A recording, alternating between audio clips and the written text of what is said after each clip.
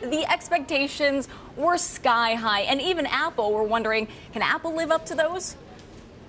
Yeah, I think my email box was flooded last night's show with people saying, look, this isn't that big a deal. This phone isn't that different than what's on the market today. So I thought, let's go back and really take a look at a tail of the tape. We'll go the ESPN style. We're going to show you exactly how this phone stacks up against some of the better phones, or at least more feature-rich smartphones on the market. So I thought it was useful. I just kind of picked the Galaxy S3, an important phone from a patent standpoint as well as other standpoints, and the Nokia, the Lumia 920, which we looked at last week when it was introduced. So size-wise, iPhone 5 bigger than an iPhone 4S. The Lumia 920, mo bigger, or mo better. I don't know. And the Galaxy, the X3, bigger than all three of those. So while the iPhone 5 is bigger than the old iPhone, it's smaller than what else is on the market.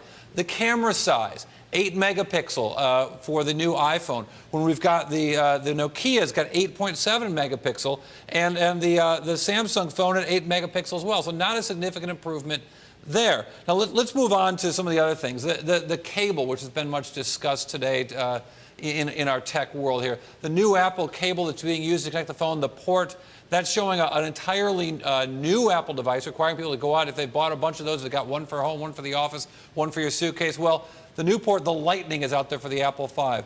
But a more standard cable, the micro USB, being used both by Nokia and by Samsung. Which carriers will the phone be on? Well, the iPhone 5, an aggressive launch around the world in the course of just a few weeks. It'll be in dozens of markets. The Lumia, not in any market. The Samsung is already available in most markets. And finally, let's look at when those phones are available exactly. I mentioned the Galaxy all the way to the right, already available. If you look at the date that the iPhone's available, September 21st, the Lumia 920, yeah, that could be. We don't know when they wouldn't tell us. How much will that phone be? Another question mark. You can see the price comparisons. The Galaxy S3 at its most storage is a little bit cheaper than the fully featured biggest storage of the iPhone 5. So frankly, the iPhone 5 is very similar in feature set to that of the Samsung phone, and maybe comes up short both in terms of size, if you think that bigger is better, and price, if you think that less is more. And in price, that's probably always the case. Okay, let's make sense of the chart right now. Are you basically saying, when you stack them up to the other guys, that Apple can't innovate anymore, Corey? Is that what you're trying to say? Well, look, there's two ways, glass half empty, glass half full. If you want to go glass half empty, yeah, you're saying that Apple did not come with the most innovative product ever, one like what they've done in the past. The other way to look at it might be to say that Apple recognizes that the success of its thing is its software, and the software is what's really going to carry them. But you had those question marks with the Nokia. Is the release of the Nokia 920 really, I mean, let's be serious, going to threaten Apple?